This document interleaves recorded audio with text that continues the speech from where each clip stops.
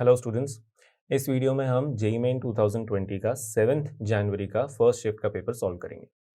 Let's start with the first question. First question में दिया हुआ है कि एक यूनिफॉर्म रॉड है। यूनिफॉर्म मतलब कि मास उसका यूनिफॉर्मली डिस्ट्रीब्यूटेड है। उस यूनिफॉर्म रॉड की टोटल लेंथ जो है वो L है। उस रॉड के सेंटर से L/4 डिस्टेंस पर एक एक्सिस जो कि रॉड के परपेंडिकुलर है, इस एक्सिस के अबाउट हमें रेडियस ऑफ जायरेशन निकालना है इस रॉड का।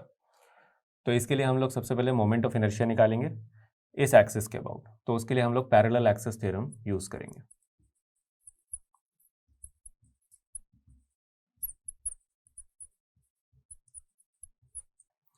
इसमें मैंने मान लिया कि रॉड का मास m है और लेंथ l गिवन है। तो सबसे पहले तो हमें ये लिखेंगे हम लोग कि अगर इस एक्सिस को मैं बोल देता हूँ सपोज AA' और इसके पैरेलल एक ऐसी एक्सिस ली जो कि सेंटर ऑफ मास से पास हो रही है, जिसको बोला मैंने CC'।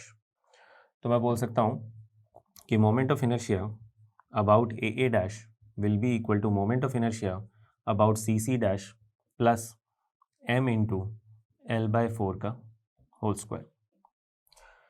अब moment of inertia about CC' एक यूनिफॉर्म रॉड का सेंटर ऑफ मास से पास होने वाली एक्सिस जो कि रॉड के क्या हो परपेंडिकुलर, उसके अबाउट फॉर्मूला हमें याद रहता है, वो है ml²/12 प्लस ml²/16। ये वाला टर्म आ गया।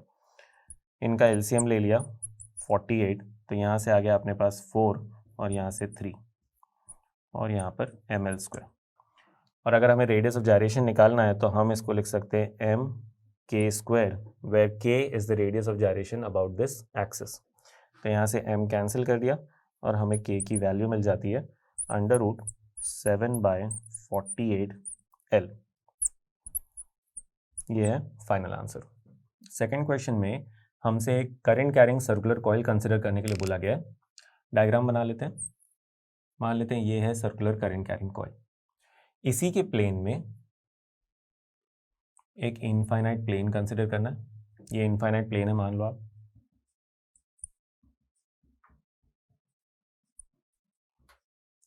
क्वेश्चन में कह रहा है कि ये सर्कुलर कॉइल एक मैग्नेटिक डाइपोल की तरह एक्ट करेगी, जो कि हमें पता है इसकी magnetic field lines are similar to that of generated by a magnetic dipole. तो ये जो मैग्नेटिक डाइपोल की तरह ये एक्ट करेगा, उसकी मैग्नेटिक फील्ड जो है उसका मैग्नेटिक फ्लक्स कंसिडर करना है। दो डिफरेंट एरियाज में से कंसिडर करना है। एक तो वो एरिया जो कि सर्कुलर कॉइल के अंदर इनक्लोज्ड एरिया है, और एक वो जो इस इनफाइनाइट प्लेन में सर्कुलर कॉइल का जो इनक्लोज्ड एरिया उसके अलावा जो कुछ भी है। इन दोनों में से जो फ्लक्स है उसकी वैल्यूज बता रखी है सिंबॉलिकली, कि इसमें से तो फ्लक्स है फाई आई या फाई 1 बोल लेते हैं उसको, और इसके अंदर जो इनक्लोज्ड एरिया है उसमें से फ्लक्स है फाई नॉट। और इनके बीच में रिलेशन अपने को सही रिलेशन क्या होगा वो सिलेक्ट करना है ऑप्शंस में से। इस क्वेश्चन में तो कोई कैलकुलेशन की जरूरत ही नहीं है, this is a conceptual question. हमें ये मालूम है कि मैग्नेटिक फील्ड लाइंस जो होती हैं वो हमेशा क्लोज्ड लूप्स बनाती हैं, उनका कोई स्टार्टिंग और एंडिंग पॉइंट नहीं होता। जैसे इस सर्कुलर कॉइल की वजह से उसके अंदर जो इनक्लोज्ड एरिया है वहां पर अगर मैग्नेटिक फील्ड की डायरेक्शन निकालनी हो तो हम राइट हैंड रूल यूज कर सकते हैं, जिसमें हमने सीखा है कि अगर सर्कुलर कॉइल में करंट जिस सेंस में रोटेट हो रहा है करंट, उस सेंस में आप अपने राइट हैंड के फिंगर्स को बंद करो, तो आपके जो एक्सटेंडेड थंब की डायरेक्शन है that will give you the direction of magnetic field in this region, in the area enclosed by this circular coil. तो इसमें देखो मैग्नेटिक फील्ड लाइंस इधर जा रही हैं, तो इसमें से जो कुछ भी ये फ्लक्स है वो फ्लक्स के लिए इस डायरेक्शन में फ्लक्स लाइंस जाएंगी, पर वो सारी की सारी फ्लक्स लाइंस बनाना तो क्लोज लूप्स है, तो ये सब की सब जो है वो इवेंचुअली इस सरफेस को इंटरसेक्ट करके वापस जाकर क्लोज लूप को कंप्लीट करेंगी। तो जितनी भी मैग्नेटिक फील्ड लाइंस इस एरिया में से बाहर निकलेंगी, बाहर मतलब आपके लिए सरफेस के इस तरफ आएंगी, वो वापस यहाँ से इस तरफ जाएंगी। इसका मतलब है कि जितना, अगर मैं मान लो इस तरफ जो फ्लक्स लाइंस आ रही है उसकी वजह से जो कॉन्ट्रीब्यूशन है फ्लक्स में वो पॉजिटिव मान लो, तो उतना ही इसमें क्या आ जाएगा नेगेटिव, और इन दोनों पे मिला के टोटल फ्लक्स कितना हो जाएगा 0। That means I can say phi not plus phi 1 will be equal to 0, या फिर phi not will be equal to minus of phi 1। This is the correct option. Okay, third question में हमें दिया हुआ है कि एक प्लेन इलेक्ट्रोमैग्नेटिक वेव है जिसमें मैग्नेटिक फील्ड की इक्वेशन दे रखी है and we have to find an expression for electric field. Magnetic field का जो एक्सप्रेशन दिया हुआ है वो लिख लेते हैं पहले, 3 × 10⁻⁻8 sine 1.6 × 10⁻³ x plus 48 × 10⁻10 into T J cap tesla. ये एक्सप्रेशन दिया हुआ है हमें मैग्नेटिक फील्ड का। यस, तो मैग्नेटिक फील्ड का ये जो एक्सप्रेशन दिया हुआ है, इससे अपने को इलेक्ट्रिक फील्ड का एक्सप्रेशन निकालने के लिए यहाँ पर दो कॉन्सेप्ट यूज करेंगे अपन, जो इलेक्ट्रोमैग्नेटिक वेव्स में अपन पढ़ते हैं। एक तो ये कि E0/B0 इलेक्ट्रिक फील्ड और मैग्नेटिक फील्ड के एम्पलीट्यूड का जो रेशियो है that is equal to C, और दूसरा E cap cross B cap gives you the direction of propagation of light. इसको E0/B0 अगर यूज करें अपन तो E0/3 × 10⁻⁻8 is equal to 3 × 10⁻8। Speed अगर चेक करनी है तो आप यहाँ से भी चेक कर सकते हो। Coefficient of T upon coefficient of x करते हैं अपन तो स्पीड मिल जाती है। तो यहाँ से कंफर्म हो जाता है कि 48 × 10⁻10 अपॉन 1.6 × 10⁻3 जो करोगे तो उससे ये आएगा 3 × 10⁻8। तो E0 will be equal to 9। एक तो ये आ गया हमारे पास इलेक्ट्रिक फील्ड का एम्पलीट्यूड आ गया। डायरेक्शन पता करनी है तो देखो यहाँ से समझ में आ रहा है कि अगर कोफिशिएंट ऑफ टी और कोफिशिएंट ऑफ एक्स दोनों सेम साइन के हैं, ये कॉन्सेप्ट हमने वेव्स में पढ़ा है, तो पक्का है कि ये जो वेव है इलेक्ट्रोमैग्नेटिक वेव, ये नेगेटिव एक्स डायरेक्शन में जा रही होगी। यहाँ पर एक्स है इसलिए एक्स एक्सिस के अलॉन्ग तो चली रही है, बट दोनों का साइन सेम होने के कारण नेगेटिव एक्स एक्सिस में चल रही होगी। अब नेगेटिव एक्स एक्सिस में चल रही है मतलब कि ये जो डायरेक्शन है this is minus I cap. Magnetic field vector दे रखा है हमें जे कैप। हमें मालूम है कि इस प्लेन इलेक्ट्रोमैग्नेटिक वेव में इलेक्ट्रिक फील्ड की डायरेक्शन इन दोनों के क्या होगी, परपेंडिकुलर। तो अपने पास ऑप्शन तो क्या बचा, ये दोनों आ गए तो के कैप या माइनस के कैप ही बचा। अब आप सोचो यहाँ पे के कैप क्रॉस जे कैप करेंगे तो माइनस आई कैप आएगा, या माइनस के कैप क्रॉस जे कैप करेंगे तो हमें मालूम है के कैप क्रॉस जे कैप करेंगे तो माइनस आई कैप आएगा। दैट मीन्स इलेक्ट्रिक फील्ड की डायरेक्शन जो है वो के कैप है। मैं एक बार इलेक्ट्रिक फील्ड का एक्सप्रेशन लिखता हूँ, फिर अपन इसमें आगे डिस्कशन करते हैं। इलेक्ट्रिक फील्ड का एक्सप्रेशन आ जाएगा हमारे पास 9 साइन, फेज एग्जैक्टली सेम रहेगा क्योंकि इलेक्ट्रोमैग्नेटिक वेव में इलेक्ट्रिक फील्ड और मैग्नेटिक फील्ड का फेज एग्जैक्टली सेम होता है। तो मैंने लिखा 1.6 × 10⁻³ x प्लस 48 × 10⁻10 t। डायरेक्शन हमने फाइंड करी है के कैप और यूनिट ऐसा यूनिट में लिख लिया वोल्ट पर मीटर। ये इलेक्ट्रिक फील्ड का एक्सप्रेशन है जो कि फाइनल आंसर है। अब इसमें एक बात ध्यान देने वाली बात यह है कि ये जो कॉन्सेप्ट मैंने बताया इसके बिना भी आंसर अपना आ चुका था। क्यों? क्योंकि ऑप्शंस में एक ही ऑप्शन ऐसा था जिसमें एम्पलीट्यूड ये 9 हो और ये सारे जो चीज़ें ये मैच हो रही हो। तो ये के कैप आपने चेक नहीं भी किया होता तो भी आपको पता चल जाता कि कौन सा ऑप्शन सही है, क्योंकि ये तो कंफर्म है ही कि इलेक्ट्रिक फील्ड की डायरेक्शन मैग्नेटिक फील्ड वाली सेम तो हो ही नहीं सकती, जे कैप तो हो ही नहीं सकती, आई कैप भी हो ही नहीं सकती। क्यों? क्योंकि वेव खुद आई कैप डायरेक्शन में एक्स एक्सिस के अलॉन्ग चल रही है। तो इलेक्ट्रिक फील्ड के लिए डायरेक्शन का ऑप्शन ही के कैप ही बचा था। तो ये आपको चेक करे बिना भी काम चल जाता, आप टाइम सेव कर सकते थे, सिर्फ इससे काम चल जाता। ओके, ये क्वेश्चन नंबर 4 EMI चैप्टर से है। इसमें हमें बोला गया है कि सबसे पहले तो एक लॉन्ग सोलेनॉइड कंसिडर करना है। उस सोलेनॉइड के सेंटर के पास को एक्चुअली एक रिंग रखनी है जिसका रेडियस 2r है। ये मान लो एक्सिस हो गई सोलेनॉइड की भी और रिंग की भी। सोलेनॉइड का रेडियस r है। सोलेनॉइड का जो ये क्रॉस सेक्शनल एरिया है, इस एरिया को A बोल देता हूं मैं, and that will be equal to πr²। Long solenoid बोल दिया तो हम लोग इसको एक आइडियल सोलेनॉइड की तरह ट्रीट करेंगे। अब क्वेश्चन में हमको कुछ ऑप्शंस चेक करने जो कि रिलेटेड है। इसमें जो करंट फ्लो हो रहा है ना सोलेनॉइड में, वो करंट टाइम के साथ चेंज हो रहा है। दैट इज वाई इस रिंग में से मैग्नेटिक फ्लक्स टाइम के साथ चेंज होगा। उसकी वजह से इस रिंग में एक इंड्यूस्ड EMF आएगा और इस रिंग में एक करंट इंड्यूस्ड करंट फ्लो होगा। तो वो इंड्यूस्ड EMF को VR से रिप्रेजेंट किया है और इंड्यूस्ड करंट को IR से। इन दोनों से रिलेटेड अपने को कुछ ऑप्शंस चेक करने और सही ऑप्शन सेलेक्ट करना है। Let's start. सबसे पहले तो इस रिंग में से फ्लक्स लिखे अपन। तो फ्लक्स जो होगा that will be equal to magnetic field into area. लेकिन क्योंकि ये आइडियल सोलेनॉइड है तो बाहर तो मैग्नेटिक फील्ड क्या होगी, 0, और अंदर मैग्नेटिक फील्ड होगी μ0 n I। जहाँ पर ये होता है number of turns per unit length. तो हम लोग ये यूज़ करेंगे कि भाई मैग्नेटिक फील्ड बाहर तो ज़ीरो है, तो रिंग का जो पूरा एरिया है उसमें से तो फ्लक्स जा ही नहीं रहा, रिंग का सिर्फ उतना ही एरिया जो कि एक्चुअली सोलेनॉइड के क्रॉस सेक्शनल एरिया के बराबर है, उसमें से ही फ्लक्स जाएगा। तो that flux will be equal to that magnetic field mu not N I into this area, जिसको मैंने ए से रिप्रेजेंट किया था। तो पाई आर स्क्वायर वैल्यू नहीं पुट करी, मैंने सिर्फ एरिया को कैपिटल ए से रिप्रेजेंट कर लिया। इस करंट का वेरिएशन दिया हुआ है, तो म्यू नॉट एन और ए ये तो कॉन्स्टेंट्स है। करंट का वेरिएशन क्वेश्चन में दिया हुआ है I naught into T, T को मैंने ब्रैकेट के अंदर मल्टीप्लाई कर लिया, माइनस टी स्क्वायर। करंट का वेरिएशन दिया हुआ था I naught into T 1 minus T, ये दिया हुआ था। तो ये हमारे पास फ्लक्स आ गया, मैग्नेटिक फ्लक्स। अब इसमें जो इंड्यूस्ड ईएमएफ होगा that will be equal to minus of D phi by D T. वो तो डिपेंड करेगा कि करंट कौन सी डायरेक्शन में फ्लो हो रहा है, उसके हिसाब से फ्लक्स किस डायरेक्शन में बढ़ रहा है कि कम हो रहा है, तो उस हिसाब से इंड्यूस्ड ईएमएफ की डायरेक्शन आएगी कि वो फ्लक्स में चेंज को क्या करेगा, अपोज। तो माइनस साइन तो वो डिनोट करता है, हम तो अभी इसका सिर्फ मैग्नीट्यूड लिख लेते हैं, ठीक है। तो हमारे पास ये आ जाएगा कि mu not N A I not, और यहाँ से आ जाएगा 1 माइनस 2t। और अगर अपन मॉड ना भी लेते तो यहाँ पर एक माइनस साइन आ जाता, बस इतना सा फर्क होता, ठीक है। तो ये अपने पास एक इंड्यूस्ड ईएमएफ की वैल्यू आ गई। अब ये जो इंड्यूस्ड ईएमएफ है, इसमें दिख रहा है ना अपने को कि टाइम जो है जब हाफ होगा तब ये इंड्यूस्ड ईएमएफ क्या हो जाएगा, ज़ीरो। और जब टाइम हाफ से, जैसे फॉर एग्जांपल मैं इसका ग्राफ ही बना देता हूँ, इसको लिख लेते हैं अपन V R is equal to, minus sine के साथ ही लिख देता हूँ मैं कि मॉड लेने की बजाय एग्जैक्ट वैल्यू लिख लेते हैं।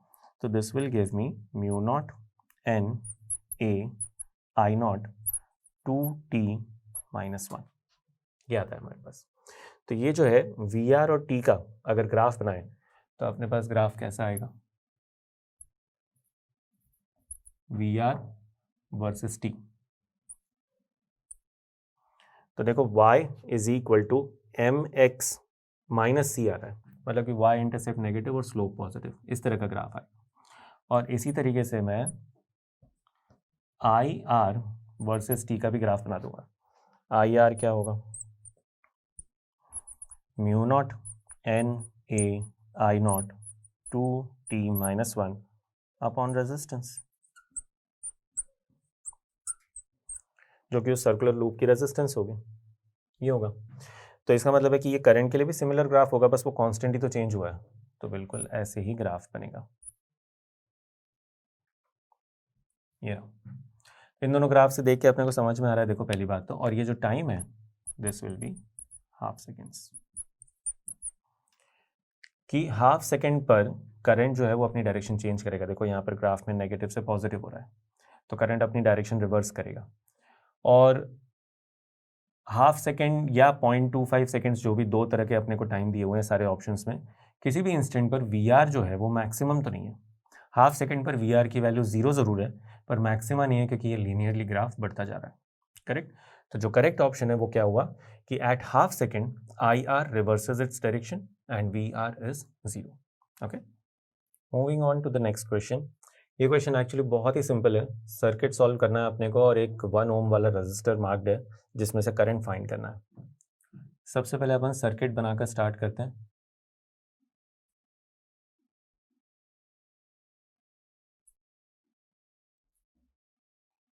ये बन गया सर्किट, वैल्यूज लिख लेते हैं, 1 volt, 2 Om, 1 Om, 1 ohm and 2 ओम। और इसमें से अपने को करंट फाइंड करना है जिसकी वैल्यू बोल रखी है I1।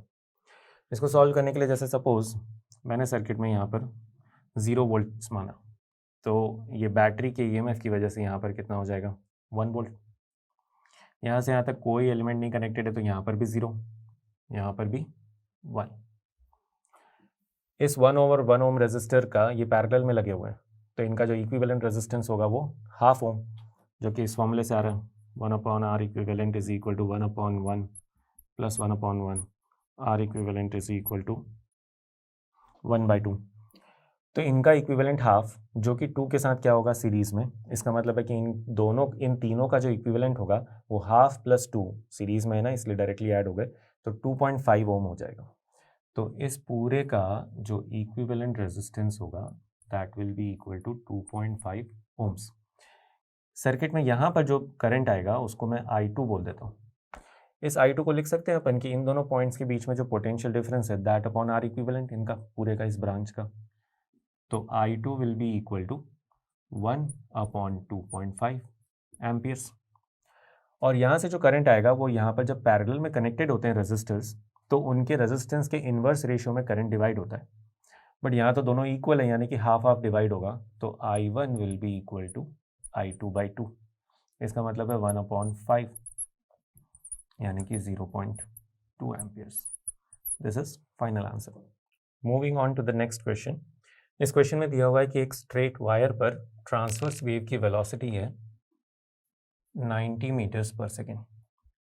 इसके अलावा कई सारी वैल्यूज़ दी हुई हैं वायर से रिलेटेड। उसका मास है 6 ग्राम्स, जिसको लिख लेते हैं 6 × 10⁻³ kg। ऐसा यूनिट में कन्वर्ट कर रहा हूँ मैं। उसकी लेंथ है 60 सेंटीमीटर्स, इसको लिख लेते हैं 6 × 10⁻⁻1 मीटर।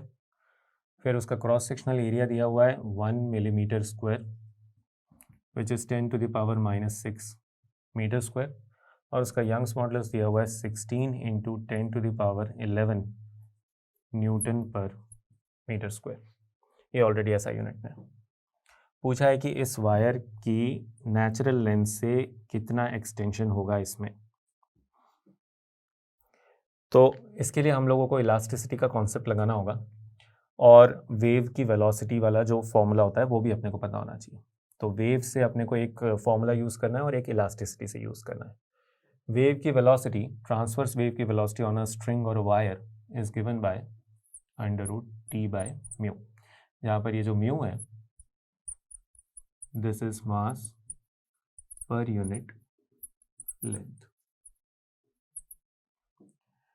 तो हम लोग लिख सकते हैं इसमें टेंशन हमें नहीं पता, वेलोसिटी पता है, मास पर यूनिट लेंथ पता चल जाएगा क्योंकि ये दोनों गिवन है। टेंशन की वैल्यू नहीं पता, तो tension can be written as square कर दिया μv²। लास्ट में वैल्यूज पुट कर लेंगे हम लोग। फिर क्वेश्चन में अपन हुक्स लॉ यूज करेंगे इलास्टिसिटी चैप्टर से, दैट इज वायर में tension upon area is equal to Young's modulus into delta L upon L. ये डेल्टा एल हमें फाइंड करना है। This delta L can be written as T × L upon A × Y। और अब सारी values put कर देते हैं। टेंशन की वैल्यू यहाँ से लिखी अपन ने μv² × L upon A × Y। तो delta L comes out to be mu की value. Mass per unit length लिखना है तो मास लिखा मैंने 6 × 10⁻³ पर यूनिट लेंथ में लिखा 6 × 10⁻⁻1। वेलोसिटी के स्क्वायर में लिखा 90 का स्क्वायर। लेंथ में फिर से 6 × 10⁻⁻1 divided by cross sectional area 10⁻⁻6 and Young's modulus 16 × 10⁻11। ये सारी वैल्यूज पुट करने के बाद ये तो कैंसिल हो गया, ठीक है।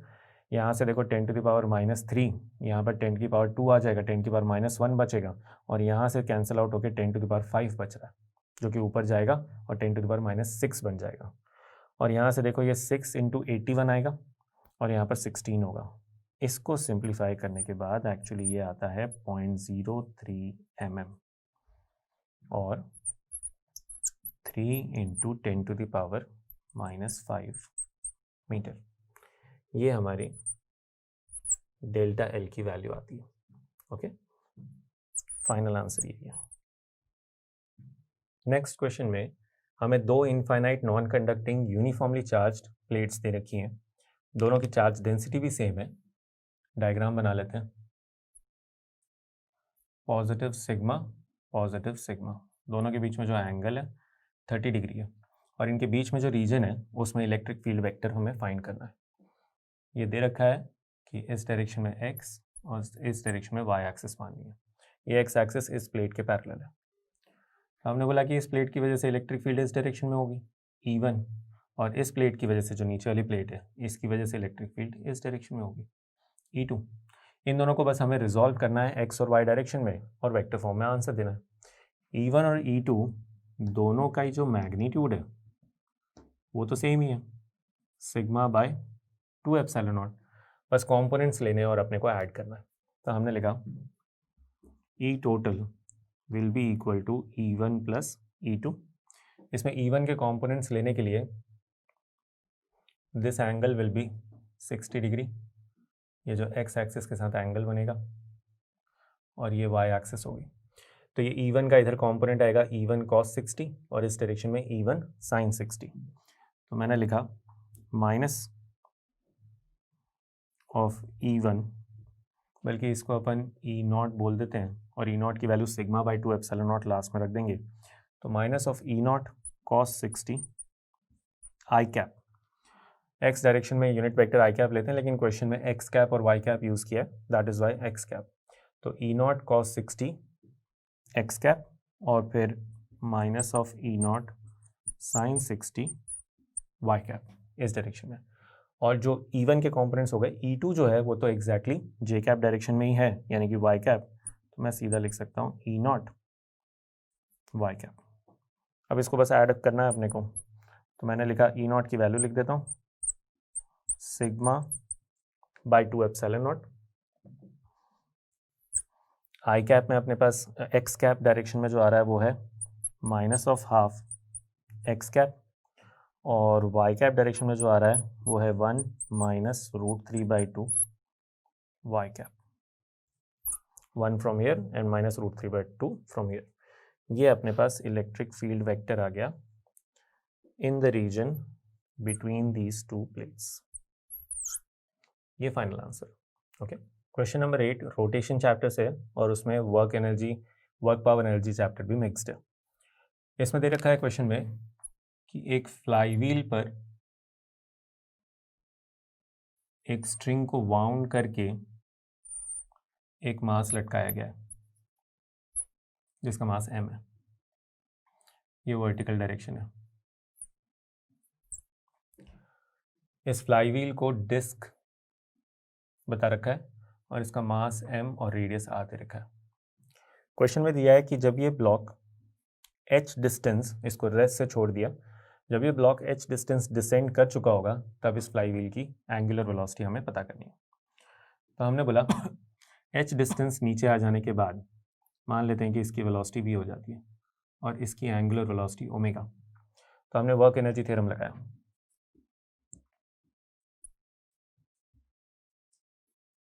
Instead of work energy theorem, you can also apply conservation of mechanical energy, जो भी आपको कन्वीनियंट लगे। अभी तो वर्क एनर्जी थ्योरम से प्रोसीड करते हैं। तो यहाँ पर अपने को पता चल रहा है कि भाई टेंशन तो इन दोनों के ऊपर मिलाकर जो टोटल वर्क डन होगा टेंशन का, दैट विल बी 0। ग्रेविटी का वर्क डन सिर्फ इस ब्लॉक पे होगा क्योंकि इस फ्लाईव्हील का जो सेंटर ऑफ मास है वो तो डिस्प्लेस ही नहीं हो रहा। ये जो हिंज है जिससे इस फ्लाईव्हील को रोक के रखा गया है उसका कुछ फोर्स तो होगा लेकिन पॉइंट ऑफ एप्लीकेशन का कोई डिस्प्लेसमेंट नहीं हो रहा, तो उसका भी कोई वर्क नहीं है। दैट मीन्स यहाँ पर net work done is equal to delta के में नेट वर्क डन जो है वो सिर्फ ग्रेविटी का होगा, वो भी सिर्फ ब्लॉक पर होगा, तो वो होगा mgh। But kinetic energy system के पास दोनों के पास आ रही है, तो हमने लिखा हाफ mv² और वो प्योर रोटेशन कर रहा है फ्लाईव्हील, उसकी काइनेटिक एनर्जी हाफ आई ओमेगा²। हमें ये ओमेगा फाइंड करना है यानी कि ये v एलिमिनेट करना है और i की वैल्यू पुट करनी है। तो मैंने कहा कि ये जो पॉइंट है स्ट्रिंग जहाँ पर ब्लॉक से अटैच्ड है और ये जो पॉइंट है पुली, ये जो फ्लाईव्हील है इसके जो सर्कमफेरेंस पे ये पॉइंट है, ये दोनों स्ट्रिंग के दो पॉइंट्स हैं। स्ट्रिंग की लेंथ तो बढ़ नहीं सकती, इसका मतलब है इन दोनों पॉइंट्स की वेलोसिटी तो क्या होनी चाहिए, सेम होनी चाहिए। That means v must be equal to, इस पॉइंट की वेलोसिटी तो ब्लॉक के बराबर है यानी कि v, और इस पॉइंट की वेलोसिटी इसके रोटेशन के कारण कितनी होगी, ओमेगा r। तो यहाँ पर v को अपन ओमेगा r से सब्स्टिट्यूट कर देंगे। कंटिन्यू करते हैं। mgh 2 को इधर लिख लिया मैंने, ये दोनों 2 कॉमन निकाल के, फिर m v² की जगह ओमेगा² r², और यहाँ पर मोमेंट ऑफ इनर्शिया एक डिस्क का लिखना है अपने को m r² by 2। about an axis passing through its center of mass and perpendicular to the plane of the disk. mr square by 2 into omega square. यहाँ से ये मास कैंसिल हो गया. एलसीएम ले लेते हैं अपन. तो यहाँ से आ जाएगा अपने पास 3/2 omega square R square is equal to 2gh and omega comes out to be under root 4gh upon 3r square. Omega की फाइनल वैल्यू ये आती है. ओके. नेक्स्ट 9th क्वेश्चन में हमें दिया हुआ है कि एक 6000 इंटू 10⁻⁻8 सेंटीमीटर्स वेवलेंथ की लाइट सिंगल स्लिट डिफ्रैक्शन वाला जो एक्सपेरिमेंट है उसमें स्लिट पर परपेंडिकुलरली यानी कि नॉर्मली इंसिडेंट होती है. और फिर डिफ्रैक्शन पैटर्न के बारे में कुछ इन्फॉर्मेशन दे रखी है कि उसका सेकेंड मिनिमा सेंट्रल मैक्सिमा के रेफरेंस लाइन से कितने एंगल पर बनता है और फर्स्ट मिनिमा कितने एंगल पर बनेगा ये पूछा है. तो एक रेफरेंस के लिए हम लोग डायग्राम बना लेते हैं. ये हो गई मान लो सिंगल स्लिट, ये स्क्रीन, सेंट्रल मैक्सिमा यहाँ पर बनता है और लाइट जो है वो नॉर्मली इंसिडेंट हुई है. वेवलेंथ दे रखी है, उसको लिख लेता हूँ मैं 6000 इंटू 10⁻⁻8 सेंटीमीटर्स ये दिया हुआ है. अब इस रेफरेंस लाइन से 60 डिग्री एंगल पर सेकेंड मिनिमा मिल रहा है और फर्स्ट मिनिमा कितने एंगल पर मिलेगा वो हमें फाइंड करना है. तो इसमें जो एंगुलर पोजीशंस होती है मिनिमा की, ये है सेंट्रल मैक्सिमा. एंगुलर पोजीशंस जो होती हैं इस रेफरेंस लाइन से मिनिमा की, वो इस इक्वेशन से मिलती हैं. Sine theta is equal to N lambda by D. अब इसमें sine theta is equal N lambda by D में एन की वैल्यू अपने को 1 2 3 ऐसे रखनी होती है और जो आप एन की वैल्यू रखोगे उस नंबर का मिनिमा मिलता है. तो हमने बोला कि क्वेश्चन में जो दिया हुआ है वो है sine 60 degree is equal to 2 times lambda by D, यानी कि लैम्डा बाई डी की वैल्यू हमें दी हुई है √3/4. जबकि अगर फर्स्ट मिनिमा की लोकेशन, एंगुलर लोकेशन अपने को या एंगुलर पोजीशन फाइंड करनी होती इस रेफरेंस लाइन से, तो उसके लिए हम क्या लिखते, sine theta is equal to 1 into lambda by D. N की वैल्यू 1 रखते और लैम्डा बाई डी की वैल्यू क्या आ रही है √3/4. That means theta is equal to sine inverse √3/4 जो कि अप्रॉक्सीमेटली क्लोज टू 25 डिग्री आएगा. This is the final answer. Okay. 10th question में दिया हुआ है कि 2 मोल्स ऑफ अ गैस जिसका Cp/Cv यानी कि गामा 5/3 है. ये गामा 5/3 होने का मतलब क्या है, डिग्री ऑफ फ्रीडम उसका 3 है, मोनोटॉमिक गैस है. क्योंकि हमें मालूम है कि गामा का जो फॉर्मूला होता है दैट इज F+2/F. इससे डिग्री ऑफ फ्रीडम 3 आता है. इसको मिक्स किया है 3 मोल्स ऑफ अ गैस जिसका Cp/Cv जो गामा है दैट इज 4/3. अगेन ये फॉर्मूला यूज करेंगे अपन, तो हमें पता चलेगा कि डिग्री ऑफ फ्रीडम जो है वो है 6. ठीक है, 6 + 2 8 अपॉन 6 4/3 आ जाएगा. तो डिग्री ऑफ फ्रीडम 6 होने का मतलब है this gas is a non linear polyatomic gas या ट्राइएटॉमिक. पॉलीएटॉमिक भी हो सकती है, ट्राइएटॉमिक भी हो सकती है. तो ये गैस हो गई जिसके लिए डिग्री ऑफ फ्रीडम 6 है, ये गैस हो गई जिसके लिए डिग्री ऑफ फ्रीडम 3 है. इन दोनों को मिक्स किया है और अपने को मिक्सचर के लिए Cp/Cv यानी कि उस मिक्सचर के लिए गामा हमें फाइंड करना है, जो कि हम फाइंड करेंगे इस फॉर्मूले से. Gamma for mixture will be equal to F equivalent + 2 upon F equivalent. उस मिक्सचर का पहले F इक्विवेलेंट निकालेंगे. F इक्विवेलेंट निकालने के लिए यहाँ पर सेपरेट एक कैलकुलेशन कर लेते हैं. F equivalent is simply N1F1 N2F2 upon N1 + N2. तो पहली वाली गैस के 2 मोल्स थे, डिग्री ऑफ फ्रीडम 3 था.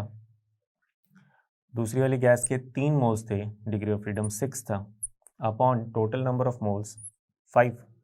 तो यहाँ से आ जाता है 6 + 18 24/5. ये डिग्री ऑफ फ्रीडम आ गया. इसको यहाँ रख देते हैं. 24/5 + 2 अपॉन 24/5.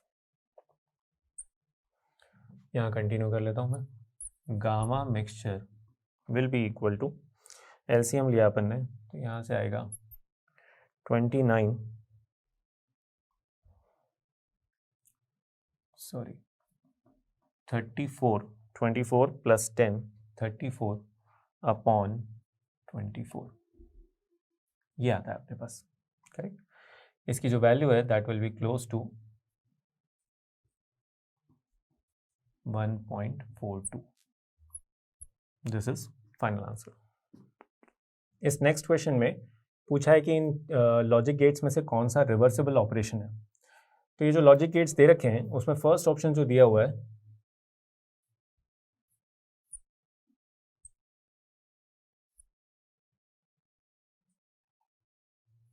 इसमें इनपुट को मैं x बोल देता हूँ और आउटपुट को y, और इसका ट्रूथ टेबल बना लेते हैं कि x को सपोज मैंने 0 किया, तो इस गेट, ये जो है ये नॉर गेट है, इसके दोनों इनपुट्स पर 0 जाएगा और ये नॉर गेट जो है वो आउटपुट देगा 1।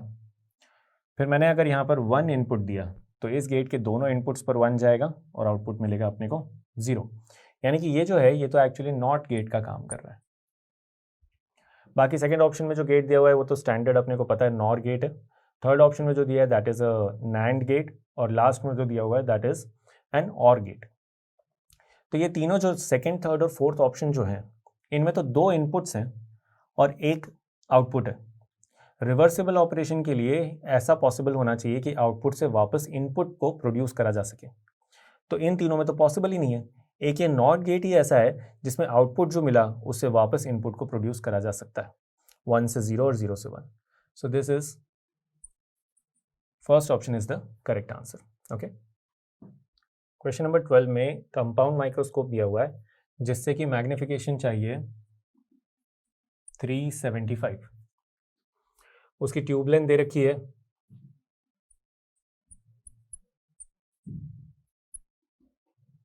150 mm, जिसको L मानेंगे हम लोग। ऑब्जेक्टिव लेंस की फोकल लेंथ दे रखी है 5 mm, और पूछा है कि ये मैग्निफिकेशन ऑब्टेन करने के लिए आईपीस लेंस की फोकल लेंथ लगभग कितनी होनी चाहिए, it should be close to what value. तो हम लोग इसमें बोलेंगे कि क्वेश्चन में ये तो दिया नहीं है कि कंपाउंड माइक्रोस्कोप को नियर पॉइंट एडजस्टमेंट या नॉर्मल एडजस्टमेंट किस में यूज़ किया जा रहा है। तो हम लोग नॉर्मल एडजस्टमेंट मानते हुए सॉल्व करेंगे।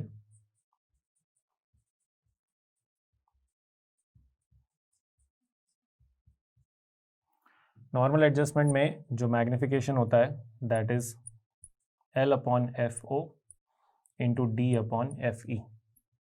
इसमें वैल्यूज पुट करनी है, जहाँ पे ये जो L है वो ट्यूब लेंथ है 150 mm, D की वैल्यू, this is the least distance of for distinct vision which is 25 centimetres या फिर 250 mm, अपॉन ऑब्जेक्टिव लेंस की focal length 5 mm into focal length of eyepiece, ये आना चाहिए 375। यहाँ से ये कैंसिल करके 30, यहाँ से इसको 25 से कैंसिल किया तो 10 टाइम्स, दिस इज 1 एंड 15, और 15 से ये 30 कैंसिल होगा तो 2 बचेगा, यानी कि focal length of eyepiece comes out to be 20 mm। So the closest value will be 22 mm as given in the option. Okay, that's the final answer. Question number 13 में बोला है कि एक LCR circuit behaves like a damped spring mass oscillator। वो कैसे behave करता है, उसकी तरह कैसे सिमिलैरिटी आती है वो तो हम अभी देखेंगे। और बोला है कि उस इक्विवेलेंस या उस सिमिलैरिटी से हमें ये बताना है कि वो डैम्प्ड ऑसिलेटर जो होता है उसका अगर डैम्पिंग कांस्टेंट B है तो इक्विवेलेंसी बतानी है अपने को कि जो डैम्प्ड ऑसिलेटर होता है उसमें मास, स्प्रिंग कांस्टेंट जो होता है K, और जो डैम्पिंग कांस्टेंट होता है B, इन सब के इक्विवेलेंट क्या वैल्यूज़ हैं LCR सर्किट में। तो LCR सर्किट बना के शुरुआत करते हैं अपन। Resistor, inductor, capacitor, L, R and C। मान लेते हैं कि शुरू में कैपेसिटर फुल्ली चार्ज होकर सर्किट में कनेक्ट हुआ था, तो इसका पॉजिटिव प्लेट ये था, माइनस प्लेट ये था, और ये करंट इस तरफ फ्लो करवा रहा है और इस पर Q और माइनस Q चार्ज। तो ये अगर स्टार्टिंग में फुल्ली चार्ज होकर आया था तो टाइम के साथ अभी चार्ज क्या होगा, कम, और करंट जो फ्लो हो रहा है उसके अकॉर्डिंग इस सेंस में KVL लगाया मैंने इस सर्किट में यहाँ से स्टार्ट करते हुए। तो नेगेटिव प्लेट से पॉजिटिव प्लेट पे गए तो पोटेंशियल में जो चेंज आया वो आया, इंक्रीमेंट हुआ तो Q/C। फिर यहाँ से जब इसको क्रॉस किया तो minus of I into R, और इसको जब क्रॉस किया तो माइनस ऑफ एल di/dt। ये सारे मैंने चेंज इन पोटेंशियल लिखे हैं जब भी मैंने इनको क्रॉस किया इस डायरेक्शन में सर्किट में घूमते हुए। This must be equal to 0। अब इसमें मेरे को पता है कि ये जो आई है इसको माइनस dQ/dt लिखूंगा मैं, क्योंकि चार्ज अभी टाइम के साथ क्या हो रहा है, कम। यहाँ माइनस dQ/dt और यहाँ माइनस dQ/dt लिख दें अगर, तो अपने पास आता है 1/c इंटू क्यू। यहाँ पर आ जाता है अपने पास पॉजिटिव r इंटू dQ/dt, और यहाँ पर आ जाता है positive l into d²Q/dt², must be equal to 0। ये तो हो गया LCR सर्किट के लिए। जो डैम्प्ड ऑसिलेशन SHM में पढ़ते हैं हम, उसके लिए कैलकुलेशन करते हैं। उसमें क्या होता है कि बॉडी पे लगने वाला जो फोर्स है that is equal to -kx - b into we.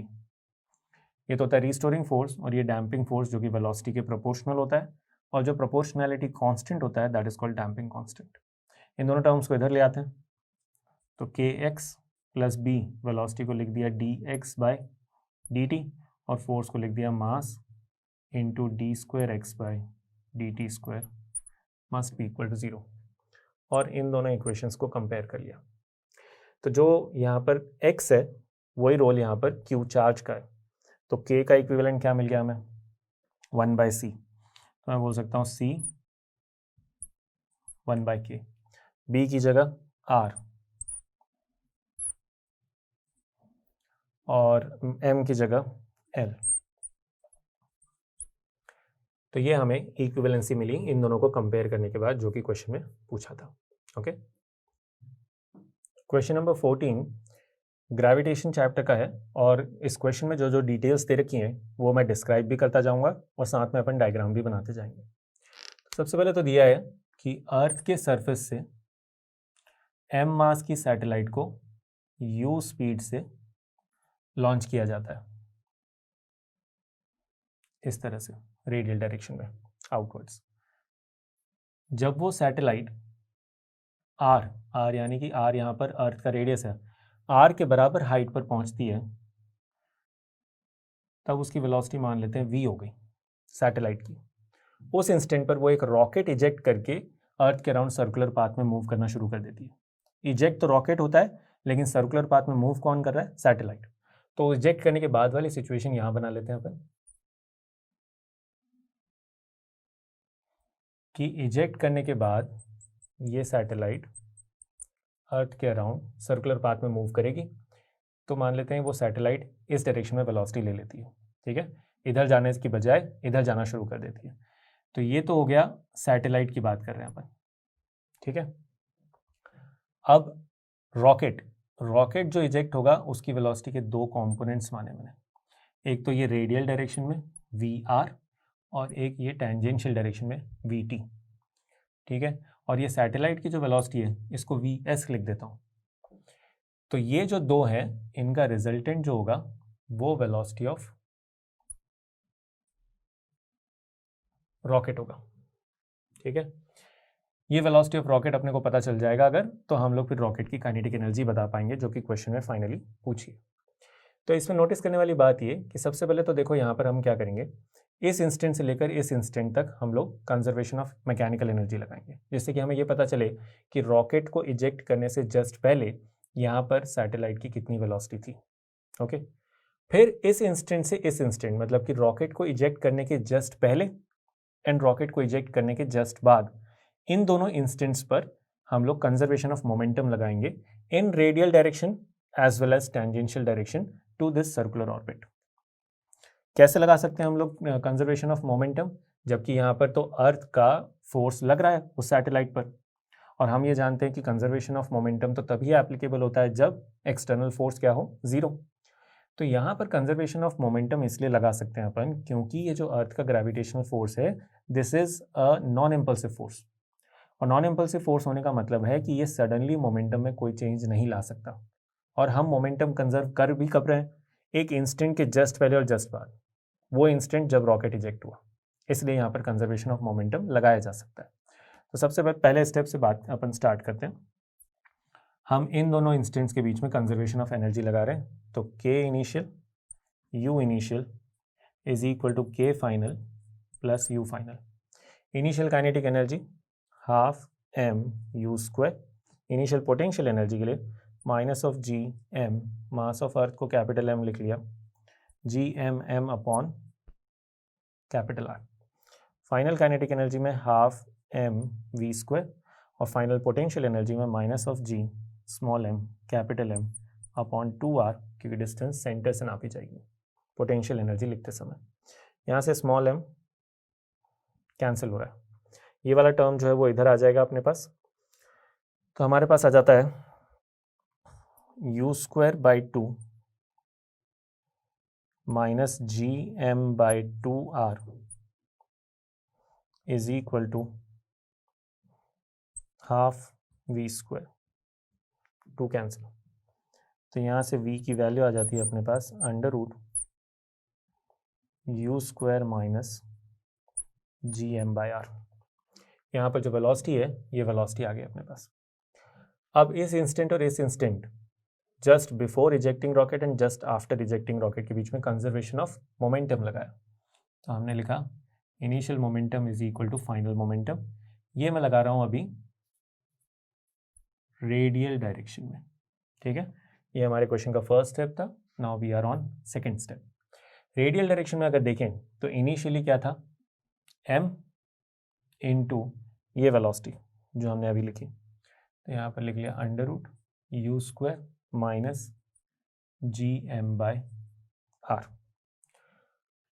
Final momentum जब रेडियल डायरेक्शन में लिखेंगे तो हमें मालूम है सैटेलाइट तो कंफर्म है कि टेंजेंशियल डायरेक्शन में जाएगी, क्योंकि उसको तो सर्कुलर पाथ में मूव करना है, यानी कि रेडियल डायरेक्शन में सिर्फ कौन होगा, रॉकेट की वेलोसिटी का कंपोनेंट होगा। तो हमने लिखा m/10 जो रॉकेट का मास है इंटू रेडियल वेलोसिटी vr जो हमने मान रखी है।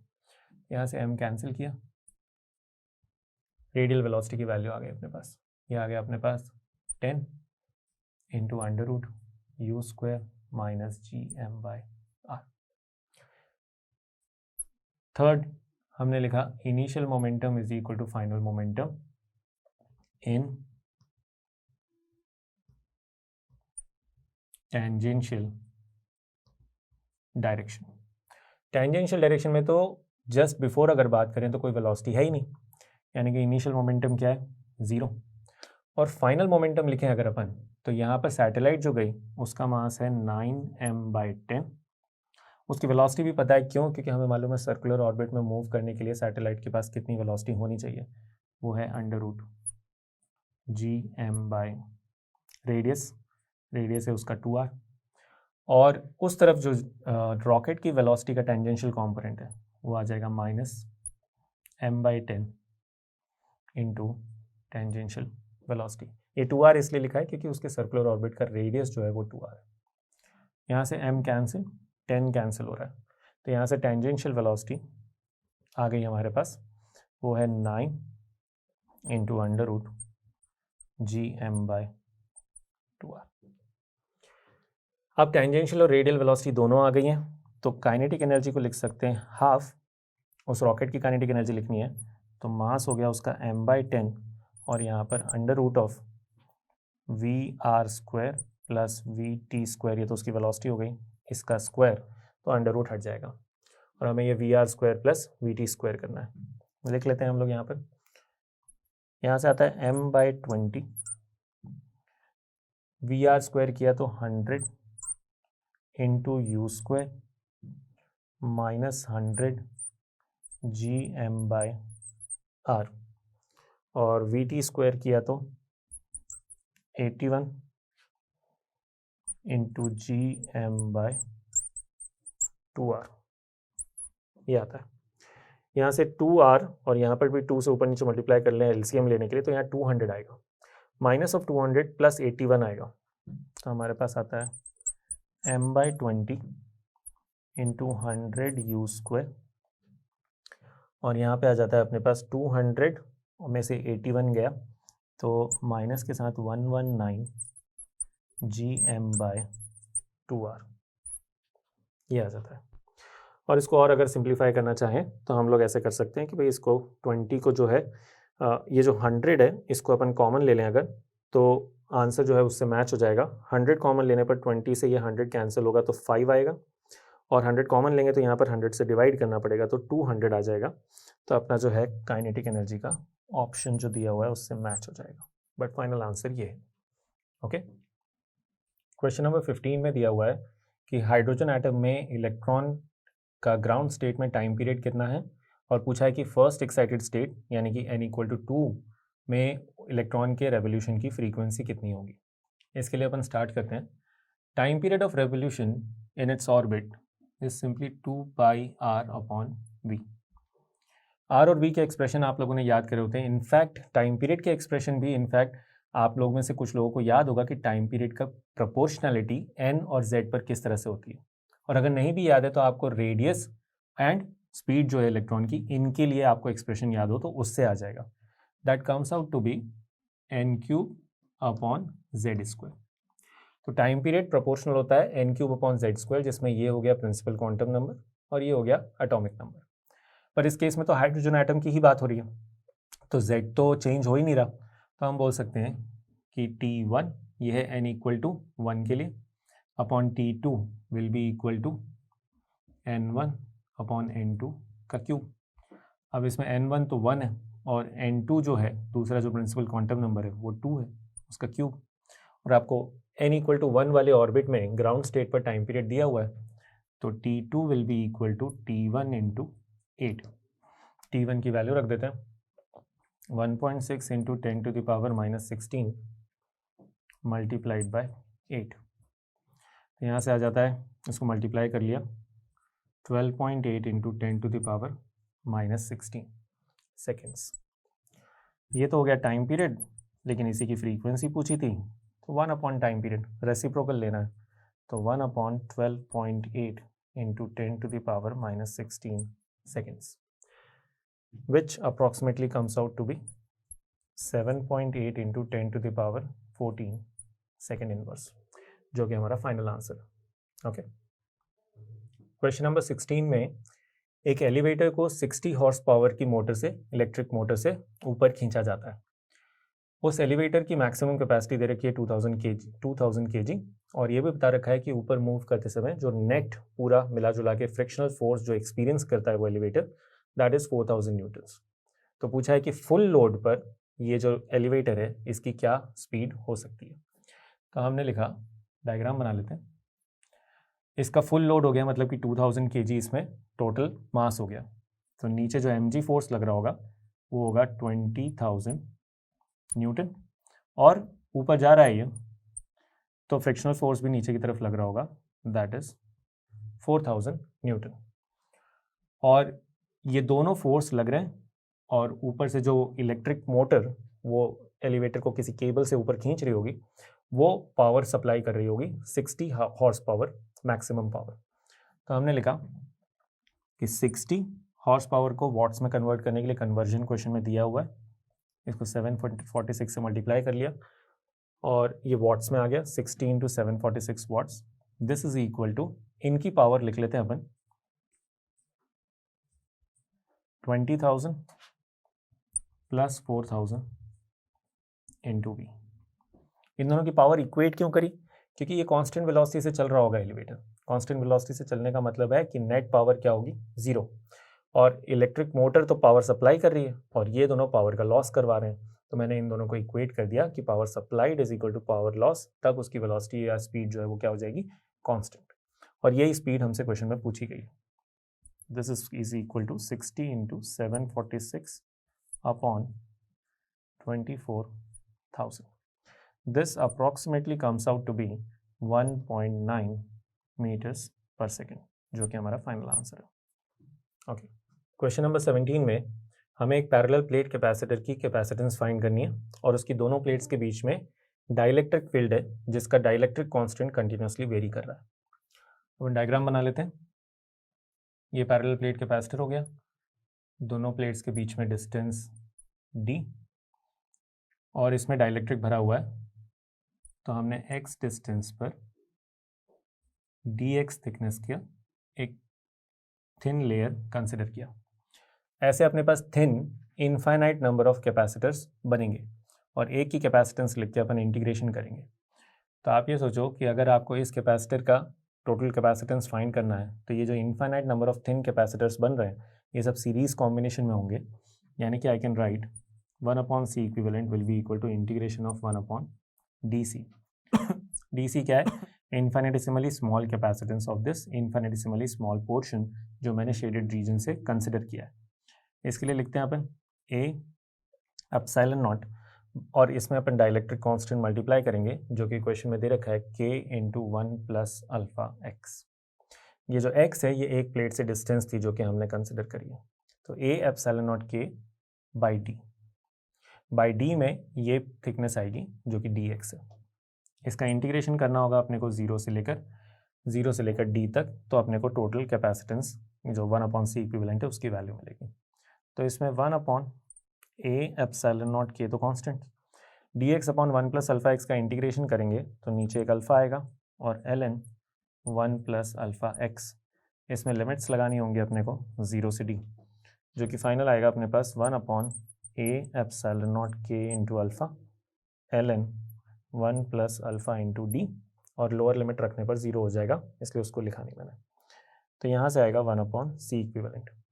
क्वेश्चन में दिया हुआ है कि alpha d is very small compare to 1, इसीलिए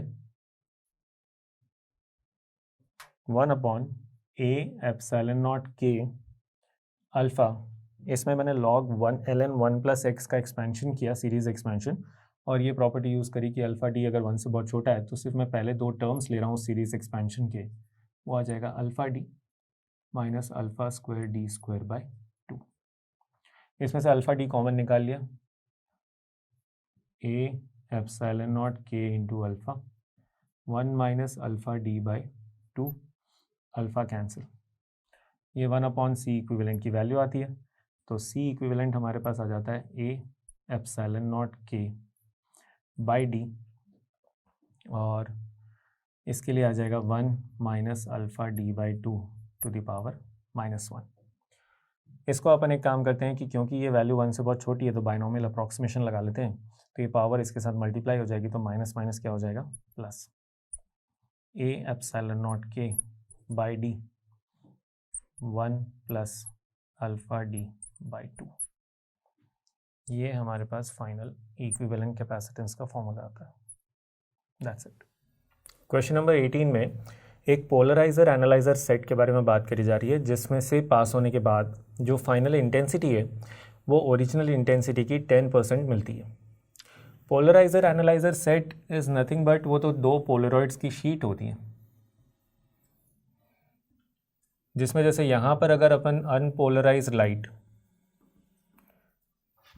पहले पोलरॉइड पर अगर अपन इंसिडेंट करवाएं जिसकी इंटेंसिटी I0 है, तो इससे पास होने के बाद जो इंटेंसिटी मिलती है वो सीधा हाफ हो जाती है, और फिर अगले पोलरॉइड से पास होने के बाद जो इंटेंसिटी मिलती है वो I0/2 cos स्क्वायर थीटा होती है, जहाँ ये जो थीटा होता है that is the angle between pass axis of this and this Polaroid. ये इंटेंसिटी बोल रहा है कि ओरिजिनल इंटेंसिटी का 10% है, ये लिख लिया। I0 कैंसिल, सिंप्लीफाई किया तो पता चला कि cos थीटा की वैल्यू आती है 1/√5। अब ये जो वैल्यू है this is less than half क्यों लिया? बिकॉज cos 60 डिग्री हाफ होता है मुझे पता है, और cos थीटा के केस में 0 से 90 के बीच में क्या होता है कि जैसे जैसे एंगल बढ़ता है cos की वैल्यू कम होती जाती है, cos थीटा की वैल्यू। तो अगर ये 1/√5 1/2 से कम है तो ये थीटा जो है वो 60 डिग्री से डेफिनेटली ज़्यादा होगा। इनफैक्ट अगर आप इसको कैलकुलेट करोगे, कैलकुलेटर से अगर कैलकुलेट करें तो this theta approximately comes out to be 63 degree के आसपास आता है। अब हमें ये पूछा है कि इस जो एनालाइज़र है इसको कितने एंगल से रोटेट करें, इस पोलरॉइड की जो अगली शीट है सेकंड वाली, इसको कितने एंगल से रोटेट करें जिससे कि जो रिजल्टेंट इंटेंसिटी है वो 0 हो जाए। अब रिजल्टेंट इंटेंसिटी 0 करने के लिए ये थीटा मुझे कितना चाहिए 90, ऑलरेडी कितना है 63 डिग्री, 60 डिग्री से ज़्यादा है ये तो हम अंदाज़ा लगा सकते हैं बिना कैलकुलेटर के। तो अगर ये एंगल 60 डिग्री से ज़्यादा है तो 90 डिग्री अगर मैं कर दूँ तो इंटेंसिटी ज़ीरो हो जाएगी, यानी कि जो एंगल मुझे रोटेट करना है that should be less than 30 degree. वैसे इसके हिसाब से देखें तो it should be around 27 degree, पर अगर आप ऑप्शंस देखोगे तो 30 डिग्री से कम एक ही ऑप्शन है, वो है 18.4 डिग्री, जो कि 27 डिग्री से तो बहुत फार अवे है, उसके बारे में अभी अपन दोबारा बात करेंगे। लेकिन 30 डिग्री से कम ऑप्शन आएगा और वो एक ही ऑप्शन है, वो है 18.4 डिग्री। ठीक है, तो इस 63 डिग्री के हिसाब से तो मैं बता देता हूँ कि जो एंगल हमें रोटेट करना होगा इसको जिस एंगल से, that angle is approximately 27 degree, 90 degree तक पहुँचाने के लिए 63 के आगे। ठीक है, अब आती है बात कि वो 18.4 डिग्री जो दिया हुआ है वो कैसे आएगा। वो अगर हम ये मान लें कि ओरिजिनल इंटेंसिटी इसको नहीं इसको मान रहा है, वो पोलराइज एक जो पोलराइड की शीट है पहली पोलराइजर जो है उसके थ्रू पास होने के बाद जो इंटेंसिटी मिली उसको अगर ओरिजिनल मान ले और फिर लिखें कि यहाँ पर इंटेंसिटी हमें मिलती है आई और यहाँ पर इंटेंसिटी मिलती है आई कॉस स्क्वायर थीटा। ये पोलराइज लाइट की इंटेंसिटी है, ना कि अनपोलराइज्ड लाइट की। तो मैं लिख सकता हूँ कि I cos square theta will be equal to 10% of I. अब ये आई कैंसिल किया, यहाँ से ये कैंसिल, यहाँ से कॉस थीटा की वैल्यू आती है 1/√10। अब ये 1/√10 1/√5 से भी छोटा है, यानी कि ये थीटा 63 डिग्री से भी ज़्यादा आएगा। इनफैक्ट ये जो थीटा है this approximately comes out to be 71.6 degree के करीब आता है।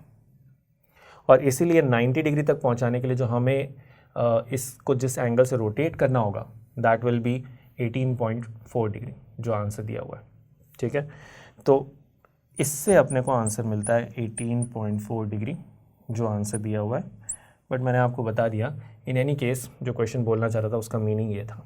ओके, 19th क्वेश्चन में एसटीपी पर ड्राई एयर को कंसिडर करना है जिसको आइडियल गैस मानना है हमें, और उसको 1 लीटर से 3 लीटर के वॉल्यूम तक एक्सपैंड किया गया है एडियाबेटिकली। इस प्रोसेस में इस ड्राई एयर ने कितना वर्क किया वो हमें फाइंड करना है। तो क्लियरली क्वेश्चन में मेंशन्ड है कि ये एडियाबेटिक एक्सपेंशन है, और एडियाबेटिक प्रोसेस में work done by system, work done by gas will be P1 V1 minus P2 V2 upon gamma -1। Gamma की वैल्यू भी दे रखी है 1.4 और एसटीपी दे रखा है, यानी कि प्रेशर भी पता है अपने को 1 atm या फिर 10⁵ पास्कल्स। तो हम लोग लिख लेते हैं वैल्यूज़।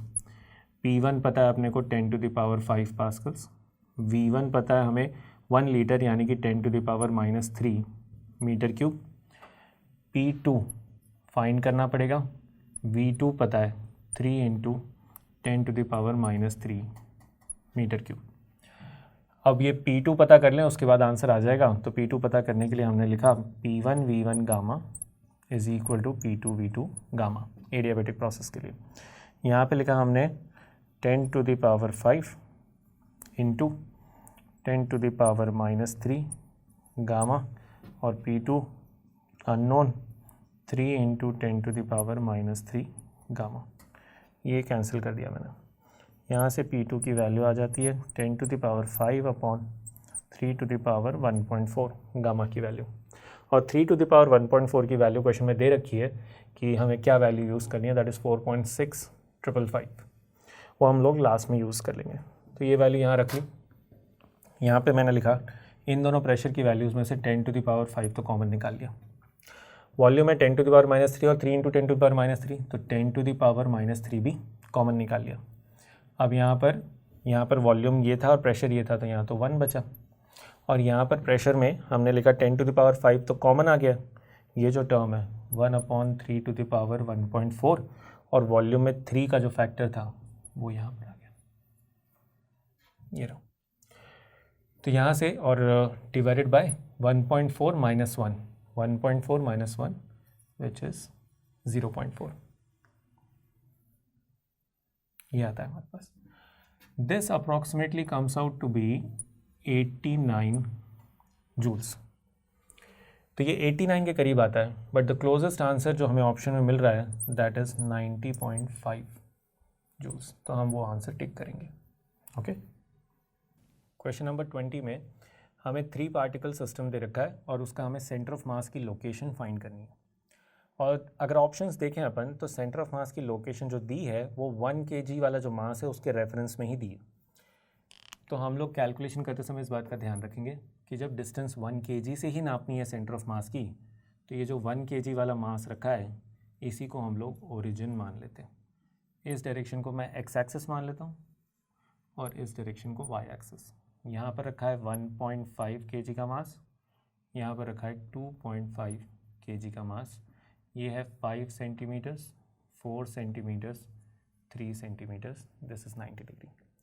ये हमें क्वेश्चन में सिस्टम दिया हुआ है, बस मैंने एक्स वाई और ओरिजिन मान लिया।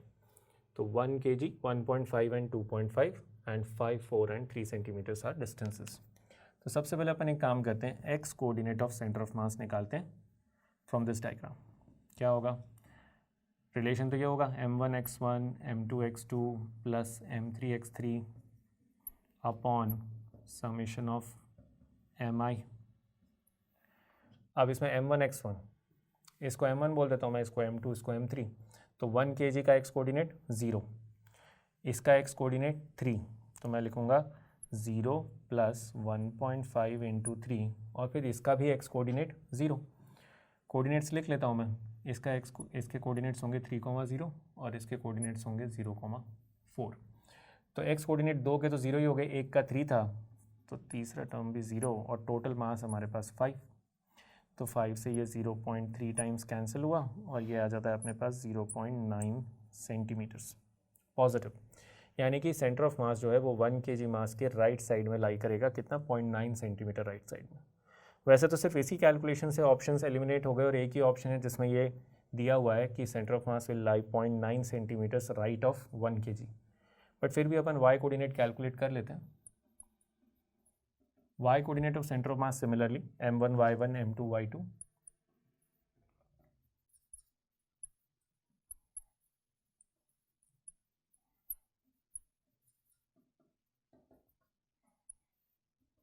तो इसमें अगर अपन लिखें वैल्यूज़ तो देखो y कोऑर्डिनेट इसका 4 है, इसका 0, इसको 0, तो m1 और m2 तो 0 से मल्टीप्लाई हो जाएंगे और m3 2.5 जो है वो 4 से मल्टीप्लाई होगा और नीचे टोटल मास 5। यहाँ से आ जाता है अपने पास 0.5 एंड दिस इज़ 2। तो हमारे पास y कोऑर्डिनेट आ गया 2 सेंटीमीटर्स। तो फाइनल आंसर क्या हो गया 0.9 centimetres right and 2 centimetres above 1 kg। ये हमारा फाइनल आंसर हो गया। Okay, question number 21 work power energy chapter से है। क्वेश्चन में एक फ्रिक्शनलेस ट्रैक दिया हुआ है जिसका स्टार्टिंग पॉइंट जहाँ से पार्टिकल को रिलीज़ किया गया है वो ग्राउंड से 2 मीटर की हाइट पर है। ये ग्राउंड है, यहाँ से उसको रिलीज़ कर दिया। उस पार्टिकल का मास 1 kg है। फ्रिक्शनलेस ट्रैक है वो यहाँ तक आता है, सी पॉइंट पर इस ट्रैक से कांटेक्ट छोड़ता है और उसके बाद प्रोजेक्टाइल मोशन करता है। पॉइंट पी उसके प्रोजेक्टाइल मोशन का हाईएस्ट पॉइंट है जब उसकी वेलोसिटी क्या होगी, हॉरिजॉन्टल डायरेक्शन होगी। पर यह भी बता रखा है कि पॉइंट पी पर उस पार्टिकल की ग्राउंड से जो हाइट होती है दैट इज़ 1 मीटर और पूछा है कि उस पॉइंट पर उसकी काइनेटिक एनर्जी कितनी होगी। तो हमने बोला पॉइंट ए एंड पी के बीच में कंजर्वेशन ऑफ मैकेनिकल एनर्जी लगा देते हैं हम लोग। फ्रिक्शनलेस ट्रैक है, कोई एनर्जी का लॉस तो हो नहीं रहा, तो हमने लिखा initial kinetic plus initial potential is equal to final kinetic plus final potential. Initial kinetic energy 0, potential energy के लिए ये ग्राउंड को रेफरेंस मान लिया, ग्राउंड पर पोटेंशियल एनर्जी 0 है, तो यहाँ पर कितनी हो जाएगी mgh।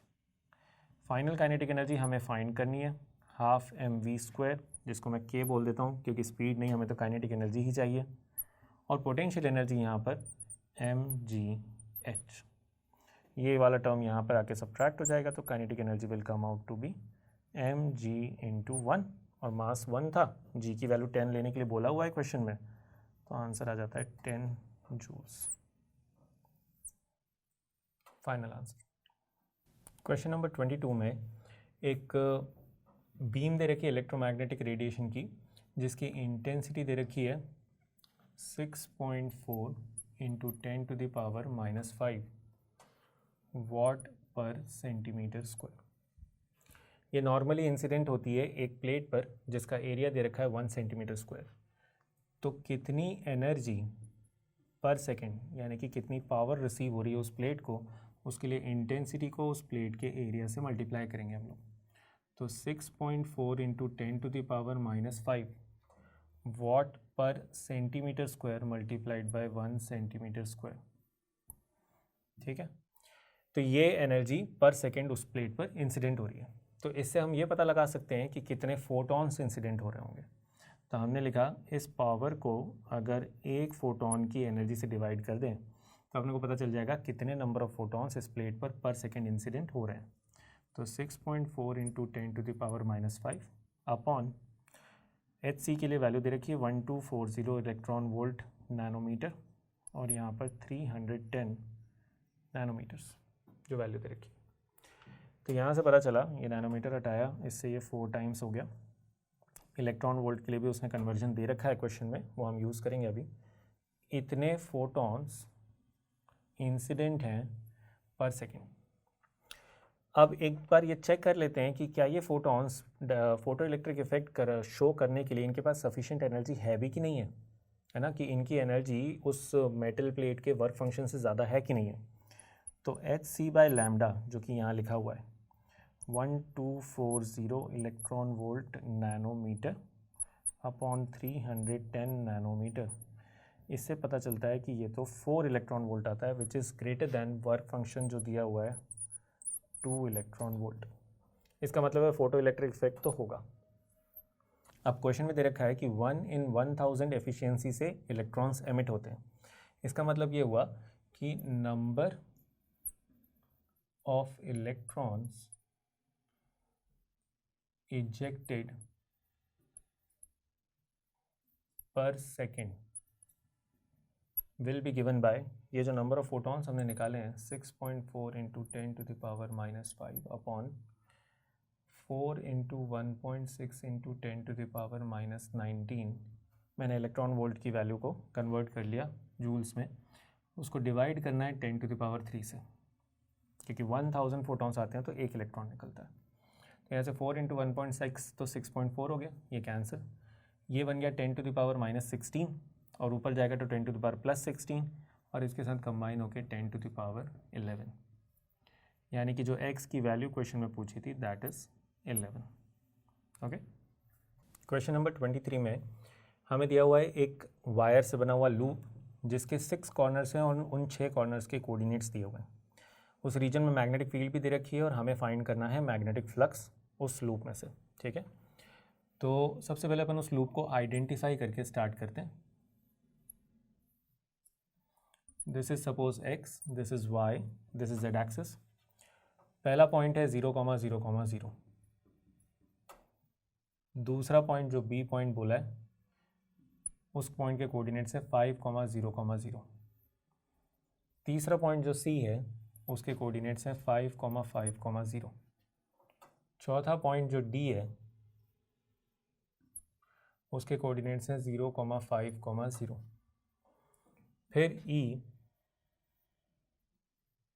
Suppose this is e, इसके कोऑर्डिनेट्स हैं 0,5,5 और फिर f जिसके कोऑर्डिनेट्स हैं 0,0,5 और फिर लूप कंप्लीट। मैं लूप की जो एजेस हैं उनको थोड़ा सा थिक कर देता हूँ लूप को आइडेंटिफाई करने में हेल्प करने के लिए। तो देखो लूप ये है, this ABCDEF and A complete हो गया लूप, जिसमें से ये वाला जो सरफेस है ये सरफेस XY प्लेन में और ये वाला जो सरफेस है ये YZ प्लेन में। तो हम लोग एक काम करते हैं, ये एरो सिर्फ इसलिए बनाया कि एरिया वेक्टर की डायरेक्शन डिसाइड करने के लिए। तो ये जो सरफेस है इसमें अगर मैं ऐसे उंगलियां बंद करूं अपने राइट हैंड की तो एरिया वेक्टर इस तरफ आता है। ठीक है, इस तरफ ध्यान रखना।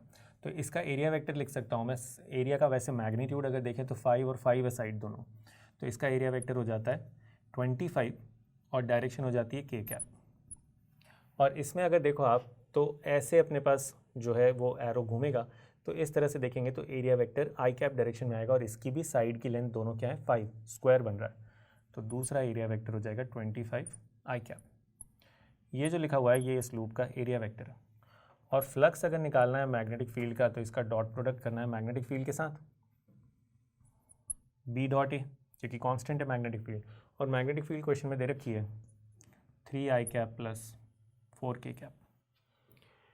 ऐसा यूनिट्स हैं सारी, तो आई कैप का आई कैप के साथ मल्टीप्लिकेशन कर दिया 75 हो गया ये, और ये हो गया 100, this comes out to be 175 weber, जो हमसे फाइनली पूछा गया था। ओके, क्वेश्चन नंबर 24 में एक कार्नोट इंजन दिया हुआ है जो कि लो टेम्परेचर 300 केल्विन और हाई टेम्परेचर रिजर्वायर 900 केल्विन के बीच में ऑपरेट कर रहा है। इस कार्नोट इंजन से कितना वर्क होता है वो भी बता रखा है क्वेश्चन में 1200 जूल्स, और पूछा है कि ये कार्नोट इंजन लो टेम्परेचर वाले रिजर्वायर में कितनी हीट रिजेक्ट करेगा। तो सबसे पहले तो अपन कार्नोट इंजन की एफिशिएंसी का फॉर्मूला याद करूँ। फॉर्मूला याद करें तो आता है 1 माइनस TL/TH। ये एफिशिएंसी क्या होती है, work done by system upon Q input, correct. बल्कि ये जो नेट वर्क डन होता है ये Q in minus Q out ही तो होता है अपॉन क्यू इन। ये क्यू आउट क्यू इन होता है हाई टेम्परेचर वाले रिजर्वायर से कितनी हीट इनपुट मिली, और क्यू आउट मतलब कि वो लो टेम्परेचर वाले रिजर्वायर पे कितनी हीट रिजेक्ट करी, और यही हमसे क्वेश्चन में पूछा गया है। तो लिखा अपन ने 1 माइनस 300/900, ये जो वैल्यूज़ दी हुई थी, this is equal to total work done हमें क्वेश्चन में दे रखा है, ठीक है, तो वो दिया हुआ है 1200 अपॉन क्यू इन। तो यहाँ से आता है अपने पास ये 1 माइनस 1/3 2/3 is equal to 1200 upon Q in 600, और क्यू इन जो है that comes out to be 1800। अब क्यू इनपुट अगर 1800 आ गया तो मैंने लिखा ये जो रिलेशन था W net, net work done is simply Q in minus Q out. Net work done दिया हुआ है 1200, क्यू इन आ गया 1800, तो क्यू आउट जो है वो पता चल गया हमें, Q out comes out to be 600 joules. ये फाइनल आंसर है। ओके, क्वेश्चन नंबर 25 में एक non isotropic solid metal cube दिया हुआ है। नॉन आइसोट्रॉपिक होने के कारण उसके अल्फ़ा की वैल्यू डिफरेंट डायरेक्शंस में डिफरेंट हो सकती है, और अल्फ़ा यानी कि कोफिशिएंट ऑफ लीनियर एक्सपेंशन, और क्वेश्चन में दिया हुआ है कि एक्स डायरेक्शन में कोफिशिएंट ऑफ लीनियर एक्सपेंशन उसका है 5 × 10⁻⁻5 पर degree Celsius.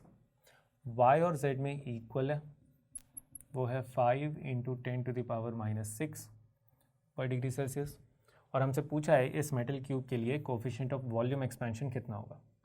Coefficient of volume expansion वैसे तो होता है alpha x plus alpha y plus alpha z simply, ये रिलेशन हम लोगों ने थर्मल एक्सपेंशन में पढ़ा है।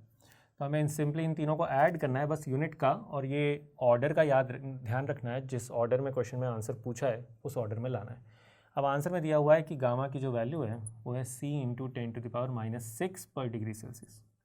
तो मैं एक काम करता हूँ, इसको लिख लेता हूँ 50 × 10⁻�6, और इनको तो 5 लिखे रहने देते हैं, तो 5 × 10⁻⁻6 प्लस 5 × 10⁻⁻6, तो हमारा फाइनल आंसर आ जाता है 60 × 10⁻⁻6 पर डिग्री सेल्सियस। तो जो c की वैल्यू है जो हमसे पूछी है दैट इज़ 60। That's it.